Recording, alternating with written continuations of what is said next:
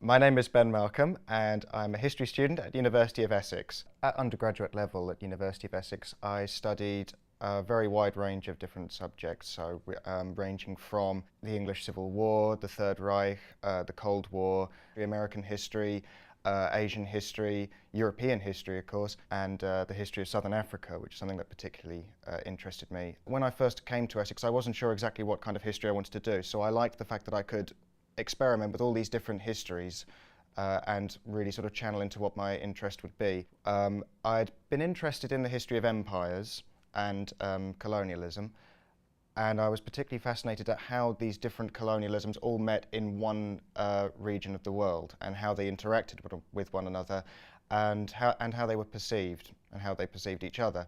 During this South and Southern Africa course, there was 1 week dedicated to an event called the Afrikaner Rebellion in 1914, which was in the opening months of the First World War, when Afrikaners rose up against their own government. And I was absolutely fascinated by it and thinking, why did these people rise up against their own government? Why were they so interested in a war that Britain really was fighting, and what did it mean to them? And I carried that on into sort of my dissertation study as well, and since becoming a postgraduate I've continued with that.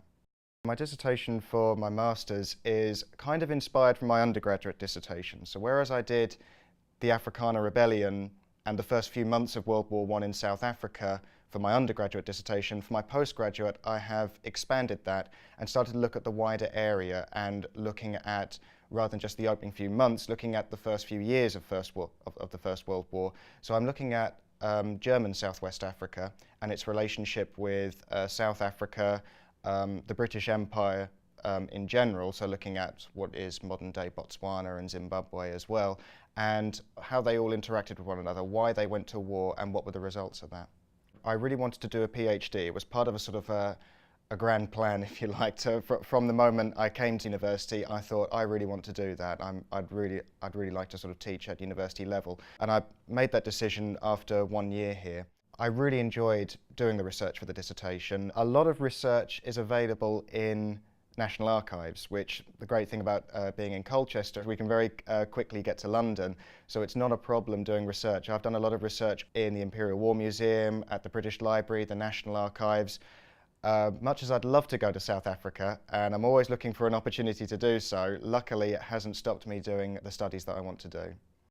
The first extracurricular thing I got involved in on coming to University of Essex was the History Society. It was quite a small society when I arrived, but it's gradually got bigger and bigger, and it's great to sort of meet up with all sorts of different people who have lots of different interests. It's opened my eyes, for example, to a lot of sort of different histories. Studying history at University of Essex does change you, and what I mean by that is I think it makes you a lot more confident as a writer, as a speaker, thinking about your own ideas and how to sort of put those down. I think it sort of changes that aspect of you and improves it. I think it gives you a lot of life skills to be able to do that. It's a very open place. I mean, just in terms of the landscape, it's sort of surrounded by a park and fields, but also the people are very open. You can talk to anybody here about anything, and it's made the whole experience really enjoyable.